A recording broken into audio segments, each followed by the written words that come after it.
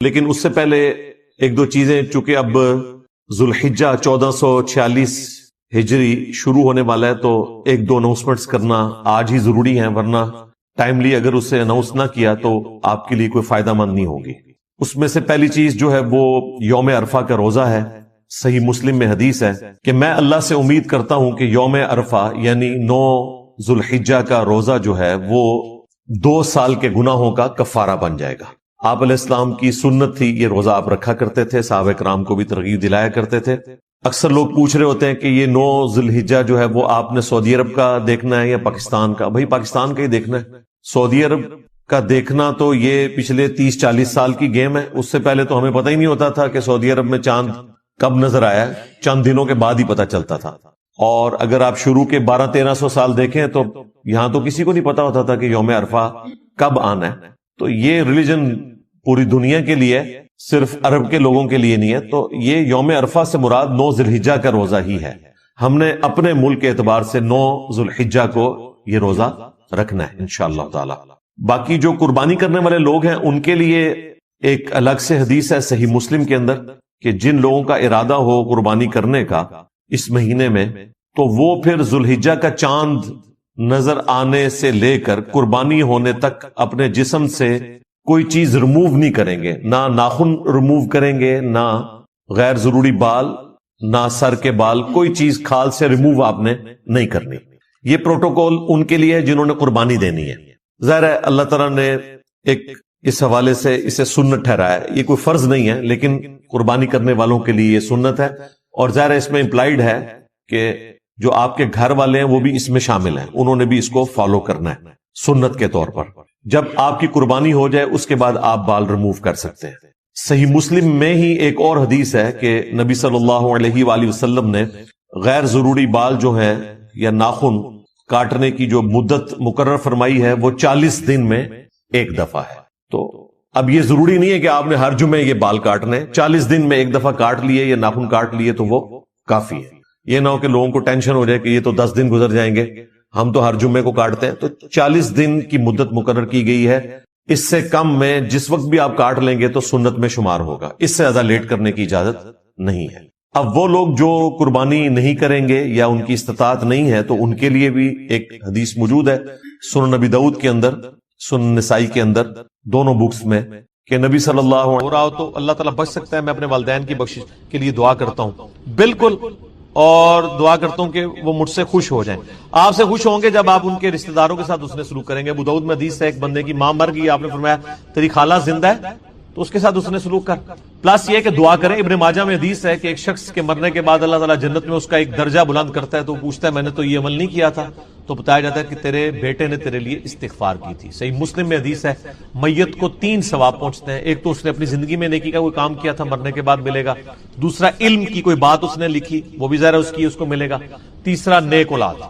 نیک اولاد ظاہر ماں باپ کی انویسٹمنٹ ہے، ان کے مال کا ثواب آٹومیٹکلی ماں باپ کو۔ مثال ثواب کی ایک جو فارم ہے سب سے بڑی جس کے اوپر پوری امت کا اجماع ہے وہ ہے میت کے لیے دعائے مغفرت کرنا، یہ ہے اصل بنیاد، باقی ساری چیزیں اس کے بعد میں آتی ہیں۔ اور اس کی جڑ قرآن میں ان الفاظ کے اندر موجود ہے، سورۃ الحشر کی آیت نمبر 10 ہے، اعوذ باللہ من الشیطان الرجیم، بسم اللہ الرحمن الرحیم، والذین جاءوا من بعدہم، وہ اہل ایمان جو کہ بعد میں آنے والے ہیں، یقولون، وہ کہتے ہیں اپنے سے جو اگلے گزر چکے ہیں ان کے حق میں دعا کرتے ہوئے، ربنا اغفر لنا ولاخواننا الذین سبقونا بالایمان، اے رب ہمارے مغفرت فرما دے ہماری اور ہمارے بھائیوں کی جو ہم سے پہلے ایمان کی حالت میں دنیا سے رخصت ہو گئے، ولا تجعل فی قلوبنا غلا للذین آمنوا، اور ہمارے دل میں کوئی کجی،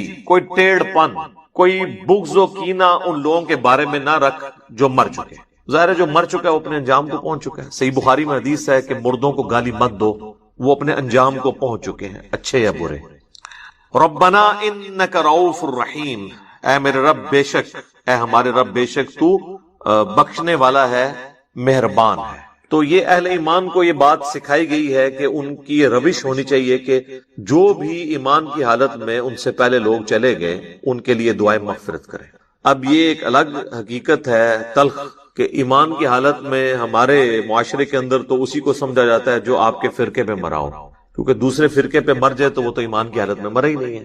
تو اب یہ ایک تلخ حقیقت ہے، اور اسی وجہ سے آپ دیکھتے ہیں کہ جب ایک مکتب فکر کے لوگ دوسرے مکتب فکر کا جنازہ پڑھ لیتے ہیں تو پھر بعد میں ان کے علماء فتویٰ دیتے ہیں کہ بھئی آپ کا تو نکاح ہی ٹوٹ چکا ہے، آپ نکاح بھی دوبارہ کروائیں اور تجدید ایمان بھی کروائیں، اور اس قسم کی کئی ایک فنی ویڈیوز جو اوریجنل ویڈیوز ہیں، اسلام کا مذاق اڑانے والی، مسلمانوں کی وجہ سے جو ویڈیوز بنی ہیں وہ معاشرے کے اندر عام ہیں، وہ آپ نے اکثر اوقات دیکھی ہوں گی۔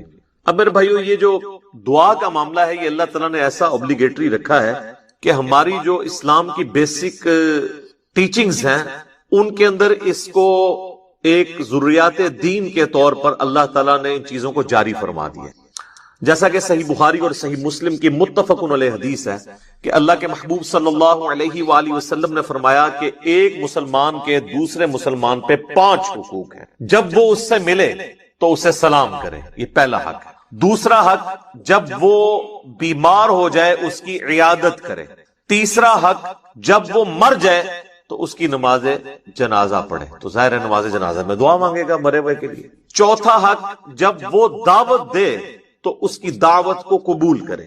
اور 5واں حق یہ ہے کہ جب وہ چھینک کے جواب میں الحمدللہ کہے تو آپ اس کے جواب میں کہیں یرحمک اللہ، اللہ تعالیٰ تجھ پر رحم فرمائے۔ تو یہ 5 بنیادی حقوق ہیں، جس میں تیسرا حق ایک مسلمان کی نماز جنازہ پڑھنا ہے، اور نماز جنازہ میں ظاہر ہے کہ دعا اللہ تعالیٰ نے اس کے اندر بلٹ ان رکھ دی ہے۔ صحیح مسلم میں ایک حدیث ہے کہ اللہ کے محبوب صلی اللہ علیہ وآلہ وسلم نے فرمایا کہ جس کے جنازے میں 40 ایسے لوگ شریک ہوں جو اللہ تعالیٰ کے ساتھ شرک نہ کرتے ہوں تو اللہ تعالیٰ ان 40 لوگوں کی شفاعت اس میت کے حق میں قبول و منظور فرما دے گا، یعنی اس کی مغفرت فرما دے گا۔ تو یہ بہت بڑی فضیلت ہے۔ تو یہ بھی مرے ہوئے بندے کو زندہ لوگوں کی طرف سے پہنچنے والی ایک نفع مند چیز ہے، آپ اسے ایصال ثواب کہہ لیں، آپ اس کو دعائے مغفرت کہہ لیں، کوئی بھی۔ نماز جنازہ میں ہم جو دعا مانگتے ہیں، ویسے تو کئی ایک دعائیں رپورٹ ہوئی ہیں، سب سے مشہور دعا وہ ہے جو جامعہ ترمذی کے اندر ہے، سنن نبی داؤد کے اندر ہے، سنن ابن ماجہ کے اندر ہے، اور مشکات المصابی کے اندر بھی موجود ہے۔ اللہم اغفر لی حینا و میتنا، اے اللہ ہمارے جتنے زندہ ہیں ان کی بھی مغفرت فرما اور جو مر چکے ان کی بھی مغفرت فرما۔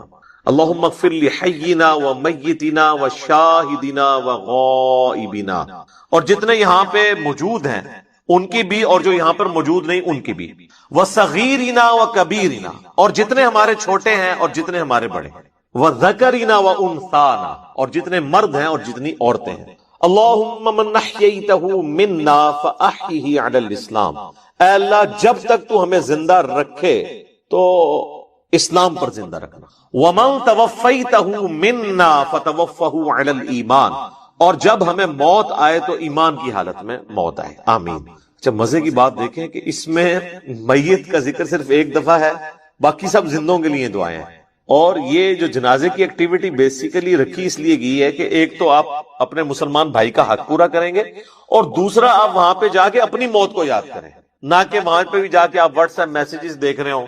آپ دیکھ رہے ہیں کہ میت کو دفنایا جا رہا ہوتا ہے اور لوگوں کے فون بج رہے ہوتے ہیں، کئی لوگ تو یعنی میت کو دفنانے کے لیے قبر میں اترے ہوتے ہیں نا، تو ان کے بھی فون وہاں پہ بج رہے ہوتے ہیں۔ یعنی یہ ہماری کمٹمنٹ کا لیول ہے آخرت کے ساتھ اور دنیا کے ساتھ، یہ آپ کمپیریزن کر سکتے۔ پھر اس سے اگلا ورژن ہے، سنن نبی داؤد میں حدیث ہے کہ جب اپنے بھائی کو دفنا چکو تو اس کی قبر پر کھڑے ہو کر اس کے قبر میں سوالات کی استقامت کے لیے دعا کرو، یہ نبی الاسلام نے حکم دیا۔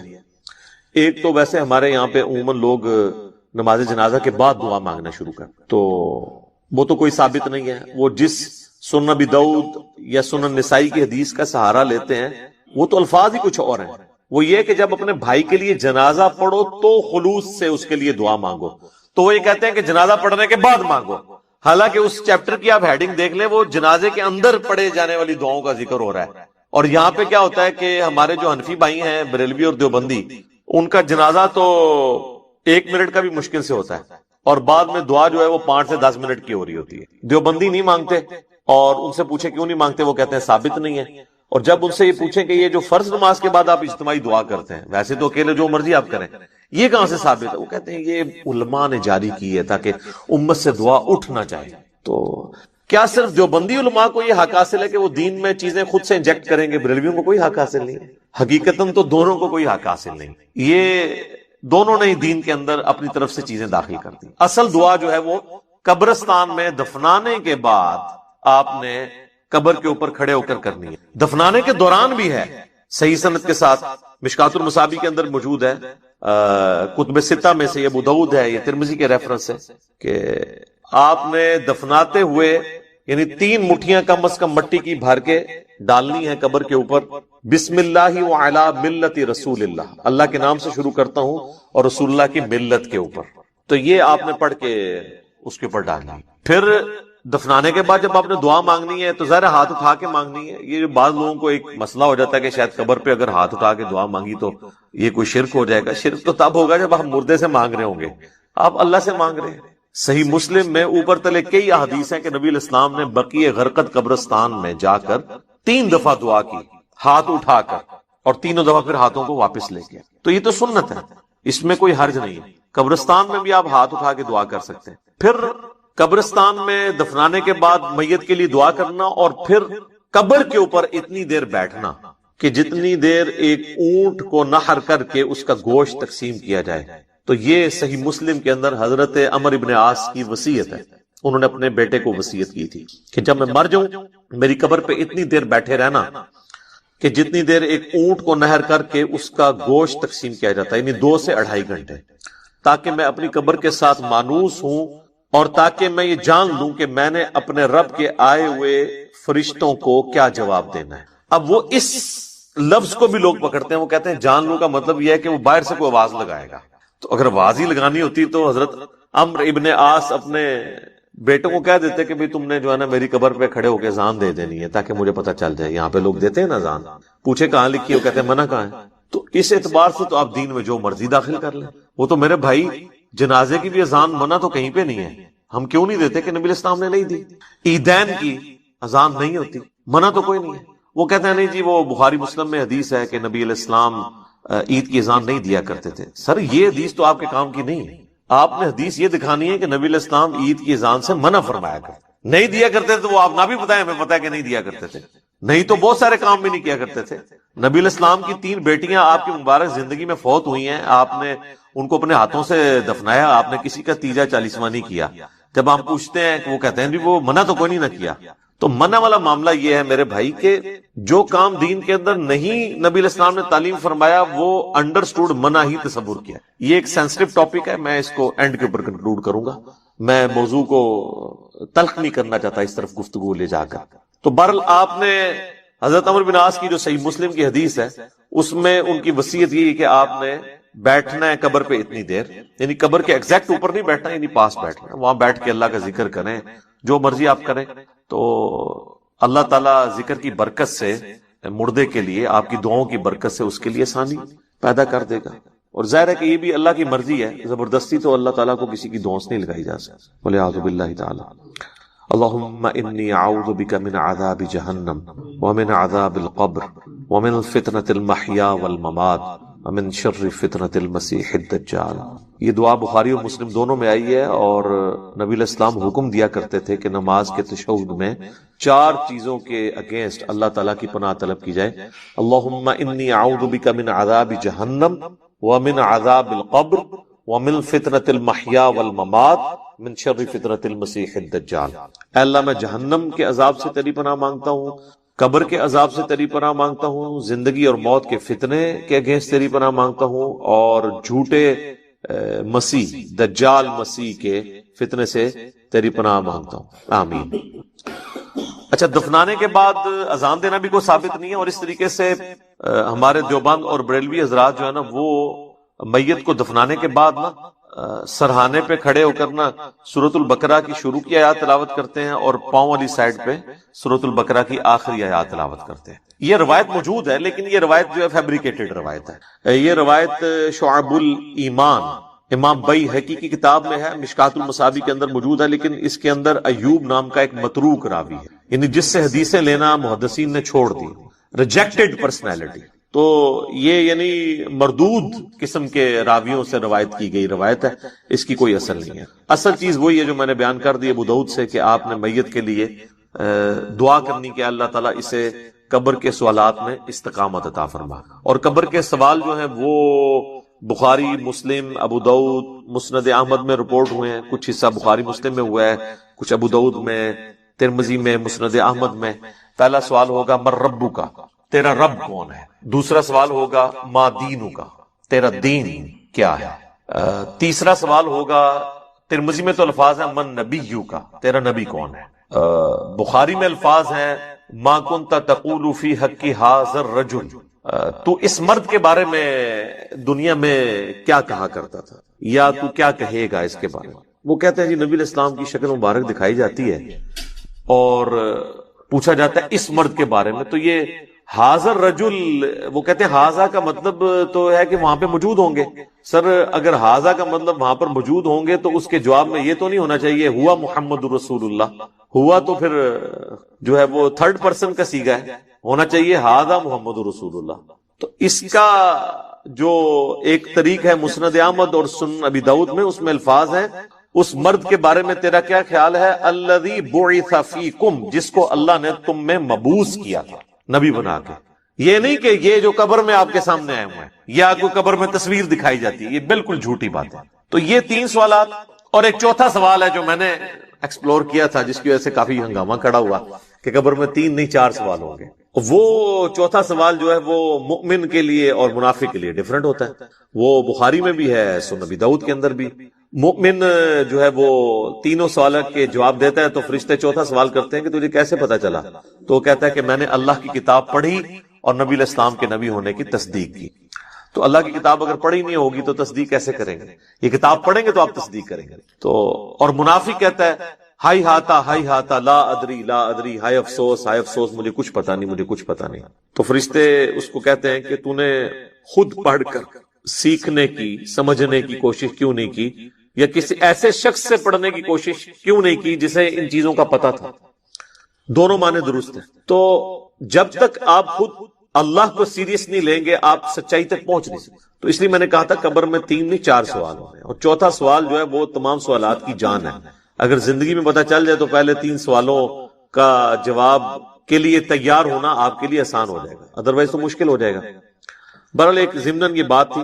تو قبر پہ بھی آپ نے دعاؤں میں مردوں کو یاد رکھنا ہے، اس کے بعد عام حالت میں بھی آپ جب قبرستان جائیں گے تو آپ کو دعا سکھائی گئی ہے۔ صحیح مسلم میں الفاظ ہیں السلام علیکم اہل الدیار من المؤمنین والمسلمین وَإِنَّا إِن شَاءَ اللَّهُ بِكُمْ لَلَاحِقُونَ نَسْأَلُ اللَّهَ لَنَا وَلَكُمُ الْعَافِيَةَ۔ تم پر سلامتی ہو اے مؤمنین اور مسلمین جو اس قبرستان کے اندر دفن ہو، خواہ مرد ہو یا عورت ہو۔ السلام علیکم اہل الدیار من المؤمنین والمسلمین وَإِنَّا إِن شَاءَ اللَّهُ بِكُمْ لَلَاحِقُونَ، اور اللہ نے چاہا تو ہم بھی عنقریب تمہارے ساتھ آ کے ملنے والے ہیں، ظاہر ہم نے بھی مرنا ہے۔ اور پھر 7 الفاظ ہیں کہ ہم تم سے تمہارے لیے اور اپنے لیے اللہ کے حضور عافیت کا سوال، نسأل اللہ لنا ولکم العافیہ، ہم اللہ سے سوال کرتے ہیں تمہارے لیے اور اپنے لیے عافیت کا۔ یہ دعا ہے۔ تھوڑے بہت الفاظ کے فرق کے ساتھ صحیح مسلم میں اور دعائیں بھی ہیں، بلکہ یہ سب سے آسان دعا، یاد رکھنی بھی آسان ہے۔ ایک دعا ہے جامع ترمذی کے اندر السلام علیکم یا اہل القبور، وہ روایت اصول محدثین پہ ضعیف ہے، اصل دعا یہی ہے۔ بلکہ صحیح مسلم میں ایک حدیث ہے، ہم عائشہ کہتی ہیں کہ نبی علیہ السلام ایک دفعہ میرے ساتھ بستر پہ لیٹے تھے، تو تھوڑی دیر بعد آپ نے یہ محسوس کیا کہ میں سو گئی ہوں، تو آپ علیہ السلام چپکے سے اپنے بستر سے نکلے اور بقیع غرقد مدینے کے قبرستان کی طرف چلے گئے۔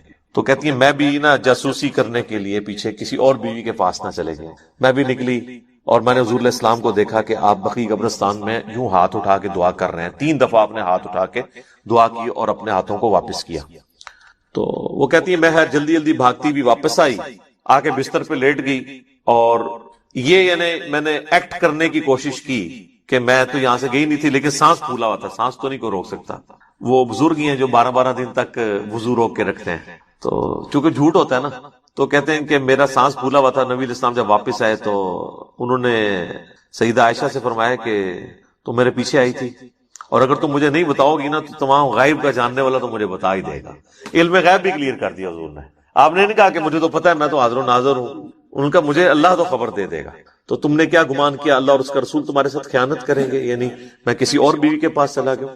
تو ان کا یا رسول اللہ ایسا ہی تھا، میں آپ کے پیچھے آئی تھی۔ تو آپ نے فرمایا کہ اصل میں جب میں لیٹا تو جبرائیل علیہ السلام اللہ کی طرف سے میرے پاس آئے اور انہوں نے مجھے اللہ کا پیغام دیا کہ اللہ تعالیٰ آپ کو حکم دیتا ہے کہ آپ بقیع غرقد کے جو مدفن ہے وہاں پہ لوگ، ان کے لیے جا کے دعائیں مغفرت کریں۔ اچھا، وہ دعائیں مغفرت تو آپ وہاں بھی بیٹھ کے کر سکتے تھے۔ اس سے یہ پتا چلی کہ قبرستان جا کے دعائیں مغفرت کرنا یہ چیز پسندیدہ ہے اللہ تعالیٰ کو، اور پھر نبی علیہ السلام سے دعا کروانا یہ امت کی تعلیم کے لیے بھی تھا۔ تو نبی علیہ السلام نے وہاں پہ دعا کی، آپ کی دعا کی برکت کا حصہ ان لوگوں کو نصیب ہوا۔ تو اس سے یہ پتا چلا کہ آپ قبرستان جا کے آپ ہاتھ اٹھا کے بھی دعا کریں گے، رات کے وقت بھی جا سکتے ہیں، اور صحیح مسلم میں الفاظ ہیں، ام عائشہ کہتی ہیں کہ نبی علیہ السلام اکثر بقیع غرقد قبرستان چلے جایا کرتے تھے دعا کرنے کے لیے قبرستان میں۔ تو یہ یعنی نبی صلی اللہ علیہ وآلہ وسلم کی سنت ہے۔ باقی ہاتھ اٹھا کے دعا کرنا فرض نماز کے بعد بھی اپنی انڈیویجول دعا کر سکتے ہیں، اس کے لیے تو کوئی ممانعت نہیں۔ ابو داؤد میں تو روایت کمزور ہے، لیکن المستدرک للحاکم میں صحیح سند سے ہے کہ تمہارا رب سخی ہے، کریم ہے، حیا فرماتا ہے ایسے شخص سے جو اس کے حضور ہاتھ اٹھا کے دعا کرتا ہے کہ اسے محروم لوٹائے۔ ہاتھ اٹھا کے دعا کرنا اللہ تعالیٰ کو بغیر ہاتھ اٹھائے دعا کرنے سے زیادہ محبوب ہے، اور دعا کے بعد چہرے پہ ہاتھ پھیرنا بھی سنت ہے، بلکہ امت یہ وہ سنت ہے جو واقعی سنت ہے، جو اجماع اور عملی تواتر سے ٹرانسفر ہوئی ہے۔ اور الادب المفرد امام بخاری کی کتاب کے اندر صحیح بخاری کی سند کے اوپر یہ حدیث موجود ہے کہ حضرت عبداللہ ابن زبیر اور حضرت عبداللہ ابن عمر یہ دعا کے بعد اپنے چہرے پر ہاتھ پھیرا کرتے تھے۔ نبی اسلام کے حوالے سے بھی ملتا ہے، ابو داؤد میں روایت کمزور ہے، اس لیے شیخ زبیر علی صاحب نے مشکات کے فٹ نوٹ پہ اس روایت کے اوپر ضعیف کا حکم لگا کے ساتھ الادب المفرد کی روایت لکھ دی کہ یہ روایت درست ہے۔ ویسے بھی امت کا اجماع ہے، اس کے لیے حدیثوں کی تو ہمیں حاجت نہیں ہے، امت کا اجماع اور عملی تواتر سنت سے چہرے پہ ہاتھ پھیرنے کو ٹرانسفر کر رہی ہے۔ لہذا چند ایک علماء عرب کا اسے بدعت کہنا ان کے یعنی کم علمی کی نشانی ہے اور ایک تنگ نظری کی نشانی ہے۔ اوورال یہاں پہ بھی جو اہل حدیث ہیں وہ چہرے پہ ہاتھ پھیرنے کے قائل ہیں۔ میں ضمناً ساتھ چھوٹے چھوٹے مسائل بتا دیتا ہوں تاکہ آسانی ہو جائے۔ تو آپ نے چہرے پہ ہاتھ بھی پھیرنے ہیں۔ اس طریقے سے صحیح مسلم میں حدیث ہے کہ نبی علیہ السلام اپنی والدہ کی قبر پر گئے، آلموسٹ آپ سمجھ لیں اپنے والدہ کی وفات کے 50 سال کے بعد، کیونکہ یہ فتح مکہ کے بعد کی بات ہے، تو 50 سال تقریباً گزر چکے تھے، اور آپ علیہ السلام قبر پہ گئے اور آپ روئے، اور آپ کو دیکھ کے آپ کے ساتھی بھی اصحاب بھی روئے، اور پھر آپ علیہ السلام نے فرمایا میں تمہیں قبروں پہ جانے سے منع کیا کرتا تھا۔ ظاہر نئی نئی قوم بت پرستی سے پھری تھی تو اس لیے نبی علیہ السلام احتیاط کرتے تھے، اب میں تمہیں حکم دیتا ہوں کہ قبروں پہ جایا کرو، کیونکہ یہ موت کو یاد دلاتی۔ لیکن یہ قبروں پہ جانا ہے، مزارات کے اوپر نہیں۔ مزارات پہ تو سیلفیاں ہوتی ہیں اور بہت کچھ ہوتا ہے جس کا دین سے کوئی تعلق نہیں۔ جہاں پہ اللہ اور اس کے محبوب صلی اللہ علیہ وآلہ وسلم کی نافرمانی کے کام ہوتے ہو نا، وہاں پہ آپ نے جانا بھی نہیں۔ سنن ابی داؤد میں حدیث ہے کہ ایک صحابی نے کہا کہ میں نے منت مانی ہے کہ میں اونٹ قربان کروں گا مقام بوانا پہ جا کے، بعض روایتوں میں ہے کہ 100 اونٹ۔ تو نبی علیہ السلام نے فرمایا کہ دیکھنا وہاں پر زمانے جاہلیت میں کسی بت کی پرستش تو نہیں ہوتی تھی، اس زمانے میں، اب نہیں، اگر اس زمانے میں بھی ہوتی تھی نا تو نہیں جانا، یا وہاں پر کوئی زمانے جاہلیت میں میلہ تو نہیں لگا کرتا تھا۔ انہوں نے دونوں چیزیں جب رسول اللہ کو کنفرم کی تو آپ صلی اللہ علیہ وآلہ وسلم نے پھر ان کو اجازت دی، ٹھیک ہے کہ تم کرو۔ پھر آپ علیہ السلام نے فرمایا کہ ایسی منت نہ پوری کرو جو تمہیں یعنی عاجز کر دے، اس طرح کی منت نہ مانو، اور اگر مانی ہے تو اس کو منت کو پورا نہ کرو، اور اللہ کی نافرمانی میں بھی منت نہ مانی جائے، اور جو اللہ کی نافرمانی میں ہوگی آپ نے اس کا کفارہ بھی نہیں دینا ہوگا۔ جیسے میرا بیٹا ہوا تو اس کی چٹکیاں فلاں دربار پہ جا کے منواؤں گا، تو اب یہ ساری منت اس کو توڑ بھی دیں، توڑنا واجب ہے اور کفارہ بھی نہیں۔ اگر کوئی صحیح کوئی منت مانی تھی تو آپ اس کا کفارہ ادا کریں گے۔ ویسے ہوتا کچھ نہیں ہے، بخاری مسلم میں حدیث ہے کہ منت ماننے سے کنجوس کا مال نکل جاتا ہے، یہ مصیبت کو نہیں ٹال سکتا۔ تو بہرحال یہ ہے کہ آپ نے منت کا پھر کفارہ وہی ہے جو بخاری مسلم میں ہے کہ منت توڑنے کا کفارہ وہی ہے جو قسم توڑنے کا کفارہ سورۃ المائدہ کی آیت نمبر 89 میں ہے کہ ایک غلام آزاد کریں، یا 10 مساکین کو کھانا کھلائیں، یا 10 مساکین کو کپڑے لے کر دیں، اور اگر کوئی غریب ہے تو 3 مسلسل روزے رکھ لیں۔ تو اس طرح کی پھر منتیں آپ نے پوری نہیں کرنی ہوگی۔ بہرحال نبی علیہ السلام نے اپنی والدہ کی قبر پہ جا کے یہ امت کو میسج دیا کہ آپ نے قبروں کو لاوارث نہیں چھوڑنا، قبروں پہ جانا ہے، قبروں پہ جا کے عبرت حاصل کرنی ہے، اور قبروں پہ جا کے ان قبر والوں سے نہیں مانگنا بلکہ ان کے لیے دعا کرنی ہے کہ اللہ تعالیٰ ان کی مغفرت کا کوئی سامان کرے، کیونکہ وہ ہماری دعاؤں کے محتاج ہیں جو قبرستان میں دفن ہے، کیونکہ وہ تو اب اپنے اعمال آگے نہیں بڑھا سکتے. تو جو ہم پیچھے بچ گئے ہیں ہماری ذمہ داری ہے ہم ان کے لیے جا کے دعائے مغفرت والا معاملہ کریں. اچھا، اسی طریقے سے صحیح بخاری اور صحیح مسلم دونوں میں حدیث ہے کہ نبی الاسلام کو ایک صحابی کی وفات کی خبر ملی تو نبی الاسلام نے دونوں ہاتھ یوں بلند کر کے، حتیٰ کہ صحابہ کہتے ہیں ہم نے آپ کے بغلوں کی سفیدی بھی دیکھی، کیونکہ آپ کا اکثر لباس تہمد اور اوپر چادر ہوتی تھی. اگر آپ نے کرتا نہ پہنا ہو اور صرف چادر اوپر لی ہوئی ہو اور یوں ہاتھ اٹھائیں تو بغلوں کی سفیدی ظاہر ہو جاتی ہے. تو آپ نے کہا اے اللہ ابو عامر کو بخش دے اور اسے کثیر مخلوق پر فضیلت عطا فرما. تو اس سے ثابت ہوا کہ مرے ہوئے شخص کے لیے ہاتھ اٹھا کے آپ دعا کر سکتے ہیں ان الفاظ کے ساتھ. اور ایک اور حدیث ہے صحیح مسلم کے اندر، ام سلمہ کہتی ہیں کہ جب میرے خامن فوت ہوئے ابو سلمہ تو نبی اسلام ہمارے گھر تشریف لائے تو آپ صلی اللہ علیہ وآلہ وسلم نے ہمیں صبر کی تلقین کی اور آپ علیہ السلام نے پھر ابو سلمہ کے لیے دعا کی کہ اے اللہ اسے بخش دے اور اسے اپنے ہدایت یافتہ لوگوں میں بلند درجہ عطا فرما، اور اے اللہ اس کے جو پیچھے لوگ بچ گئے ان پہ تو خلیفہ ہو جا، یعنی اس کی کمپنسیشن تو فرما دے، اور اے اللہ اس کی قبر کو نور سے تو بھر دے. یہ آپ صلی اللہ علیہ وآلہ وسلم نے ان کے لیے دعا کی، اور اس میں یہ بھی الفاظ ہیں کہ قبر کو گشادہ کر دے اور نور سے بھر دے. یہ تعزیت کی دعائیں ہیں جو آپ کر سکتے. باقی قبرستان جا کے آپ جنازہ اگر آپ کا رہ گیا تو آپ قبرستان جا کے قبر پہ کھڑے ہو کے بھی جنازہ پڑھ سکتے ہیں. بخاری مسلم دونوں میں حدیث ہے کہ ایک بوڑھی عورت جو مسجد نبوی کی صفائی کیا کرتی تھی جب وہ فوت ہو گئی تو صحابہ نے رسول اللہ کو نہیں بتایا اور راتوں رات جنازہ پڑھ کے دفنا دیا. کچھ دن کے بعد نبی علیہ السلام نے پوچھا کہ وہ عورت نظر نہیں آ رہی تو بتایا گیا کہ وہ تو فوت ہو گئی. کہ ہماری عام پریکٹس تو نہیں ہے، وہ کسی نے یوں کھجلی کی تو ایک بال آ گیا وہ کہتے لو جی دم واجب ہو گیا، دم واجب ہو گیا، دم تین جو ہے ذرا بم ہو گیا، اوتے تو دم بم بھی ہے نا، ظاہر ہے ایک بکرا دینا پہ جائے گا. تو یہ دم بم اس کے لیے بنے گا جس نے یعنی مونچھیں پوری ریموو کر دی یا سر کے اچھے خاصے بال شیو آف کر دیے یا مشین پروا دی یا آدھی داڑھی مونڈ دی یا خط کروا لیا، اس کے لیے. یہ جو دو چار بال ہیں وضو کے دوران نکل گئے یا ویسے ہو گئے تو اس پہ کوئی اس طریقے کا نہیں ہے. اس کو تو نبی اسلام نے کہا کہ وہ عام چھوٹا موٹا صدقہ اور خیرات کر لے تو کافی ہو. ٹھیک ہو گیا جی. علی بھی اگلا سوال ہے، ذوالحجہ کے مہینے کی کیا کوئی الگ سے بھی فضیلت ثابت ہے یا صرف حج اور قربانی کے حوالے سے اس مہینے کی عظمت ہے؟ حج اور قربانی تو جی کلائمیکس ہے اس میں، لیکن یہ مہینہ الگ سے بھی ایک فضیلت رکھتا ہے نا جی. سورہ التوبہ کے اندر اللہ تعالیٰ نے فرمایا نا کہ جب سے اللہ تعالیٰ نے زمین و آسمان کو پیدا فرمایا ہے تو 12 مہینے ہیں سال کے، ان میں سے 4 حرمت والے ہیں. بخاری اور مسلم میں اسی آیت کے کانٹیکسٹ میں ایک حدیث ہے کہ نبی علیہ السلام نے فرمایا وہ 4 حرمت والے مہینے 3 کنزیکٹیو ہیں، ذی القعدہ، ذوالحجہ اور محرم، اور ایک الگ سے ہے رجب کا مہینہ. ان 4 مہینوں میں آپ قتال نہیں کر سکتے تا وقت کہ کافر آپ پہ جنگ تھوپ نہ دے. اس لیے آپ دیکھیں جنگ صفین جو تھی اس کے دوران بھی یہ مہینہ آ گیا تھا، اس کا حرمت والا مہینہ، تو جنگ روک دی گئی. تو حرمت والا مہینہ یہ ذوالحجہ اس اعتبار سے تو اس کی اہمیت ہے. باقی بڑی عید ہے ہماری 10 ذوالحجہ کو، اسی طریقے سے حج کی ساری ایکٹیویٹیز ذوالحجہ کے مہینے میں، تو یہ تو سارے فضائل اس کو حاصل ہیں. ایک جنرل حدیث ہے صحیح بخاری کے اندر کہ نبی صلی اللہ علیہ وآلہ وسلم نے فرمایا باقی پورے سال میں کیے ہوئے اعمال کبھی بھی ذوالحجہ کے پہلے 10 دنوں میں کیے ہوئے اعمال کے برابر نہیں ہو سکتے. اب یہ کیٹاگوریکلی ہے، یعنی ایون رمضان کی کوئی عبادت بھی یہ پہلے 10 دنوں کا مقابلہ نہیں کرتا، بلکہ اکثر مفسرین کا اتفاق ہے یہ سورۃ الفجر میں جو اللہ نے قسم یاد فرمائی ہے نا، والفجر ولیال عشر، فجر کے وقت کی قسم اور 10 برکت والی راتوں کی قسم. یہ 10 راتیں جو ہیں وہ ذوالحجہ کی 10 راتیں، یکم ذوالحجہ سے لے کے 10 ذوالحجہ تک. تو بخاری کی اس حدیث میں آیا ہے کہ پورے سال میں نیک عمال کا وہ ثواب نہیں ہے جو ان پہلے 10 دنوں کے اندر ہے، کوئی بھی نیک عمل.